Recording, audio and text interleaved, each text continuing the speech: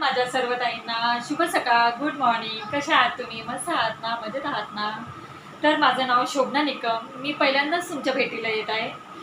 तर माझ्याबद्दल मला सांगायचं आहे थोडंफार, की मी 10-11 वर्ष जॉब केला आणि आता मी सध्या घरी आहे. तर मला घरी बसून खूप कंटाळा येतो, कारण सवय होती कामाची.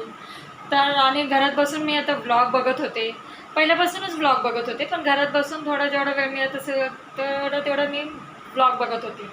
पण आता मला तो खूप आवडायचा सर्वांचा. असं वाटायचं मी पण करावं. पण आणि मग माझ्या घरातल्या बहिणींनी, माझ्या मुलींनी जबरदस्ती केली, "तू कर, तू करशील." आणि खूप जबरदस्ती केली. तर मग मी पण विचार केला, करावा, आपण पण करावं, काहीतरी पुढे जाण्याचा काहीतरी मार्ग शोधावा. तर मग मी पण सुरुवात केली.